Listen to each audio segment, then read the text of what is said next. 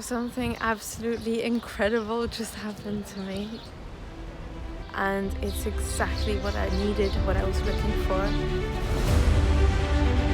and I almost cried.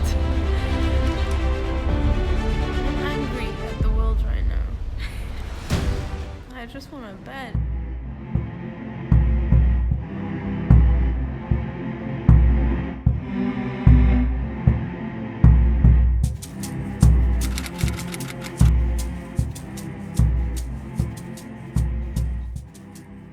I crossed Europe again, from south to north this time.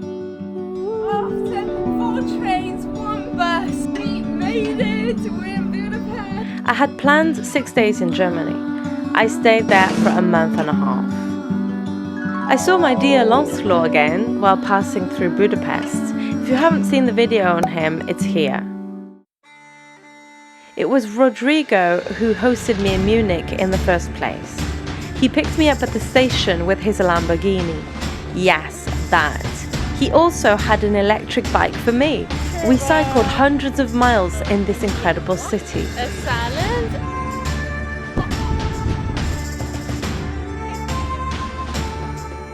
What a beautiful soul, this Rodrigo. And I won't forget that spontaneous concert in the main square on the last night. Then I spent a few days in the magnificent house of Bea and Bernard, 2 lovely people that I will keep in my heart.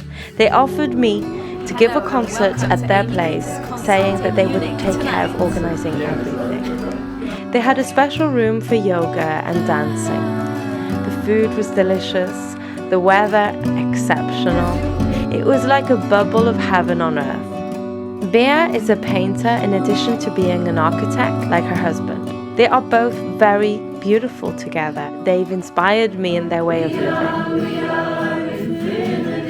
Beautiful!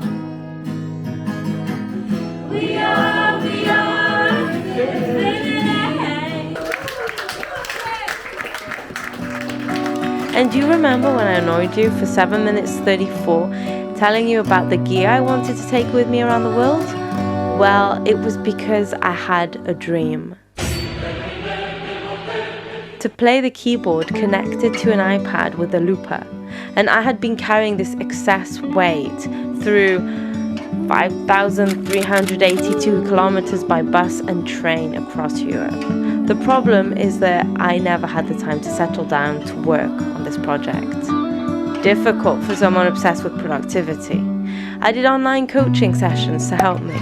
My coach ended up saying that I was an exceptional case and that it was complicated to achieve my goals while traveling. This is Ralph. He's 59 years old, works in IT, but don't be fooled by appearances. The rest of the time, he explores the capacities of his own body, barefoot and grounded. All park regulars know him. He's been going there for years. This is where we met. We quickly became friends. We trained. He taught me a lot. We shared our stories. He gave me a spare of his keys one day, saying, "This is your house now. I believe in you. You can come and go as you feel. I know you're a bird, but it can help you to have a base here." I was speechless, and I realized that in my previous accommodation, my amp, studio mic, and my sound card had been stolen overnight. I give up. I just want a bed. I want to be warm. I'm so confused. But after a weekend in Hamburg, I settled into my new home in the most beautiful neighborhood in Berlin. And that's not all. Ralph told me that if I needed it, I could use his 100 square meter basement so that I could finally practice on this keyboard iPad setup. I almost cried with joy. But the second day, we argued quite strongly. I immediately lost confidence. I had a surge of anxiety. I was too stupid and too naive. I wanted to leave very quickly. But it was my fear, more than reality, that made me paranoid. The next day, he apologized with a tear. Our respective pasts were at stake. We learned to communicate better after that moment. I've rarely met people as sensitive as him. I remember a time where it was not allowed to sit. You had to do movements in the park, ordered by the state, and I got energy from it. So, and now it feels like I cannot stop it anymore.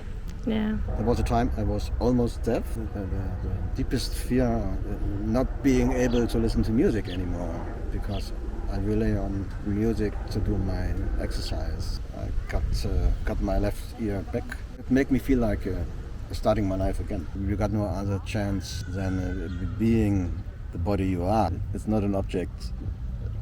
You are a good example for positive energy, trust in life, fighting fears, and that's a lot. We continued to train every morning without exception, and he sometimes did it all day. I got back into running. I ran 20 out of 30 days in June. I decided to sell Marco. Way too big. I wanted to start a new, lighter journey. Southern Europe was very hard because of the old trains, but Northern Europe is hard because of the laws. I found the second-hand trailer, small, elegant.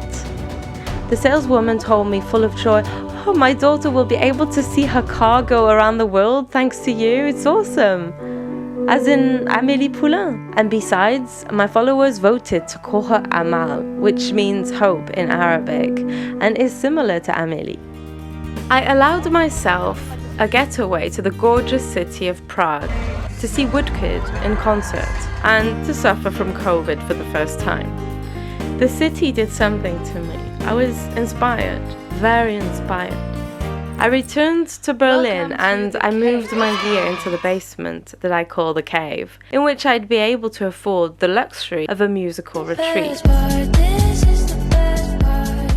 Walking in Berlin a month later, I realized that this city is the coolest in Europe. I told myself that if I had a chance to choose a city, it would be this one. But I still have 97% of the world to see.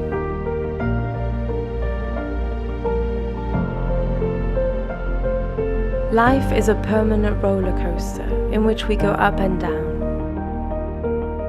Maybe when traveling it's clearer. Life is all about that. We bite into a delicious cake and then we bite the inside of our cheek. Strange feeling of pleasure and pain. We love someone, we believe it will last forever, and then we have to say goodbye. In the Buddhist tradition, a form of emotional neutrality is sought in order to avoid these extremes. I may understand the theory, but I live everything in the blazing fire of the moment. I scream my joy, I dance with the wind and swim with the waves. My life is a roller coaster. Your life is probably a roller coaster too. It's not a fault. We are alive. But there is one thing that is certain. When we are at the bottom, certain that everything is over for us, it's at this moment that we can go up. Life always offers us something to bounce back and continue to believe in. I'd rather know both sides of the coin, joy and pain, than live in daily weariness.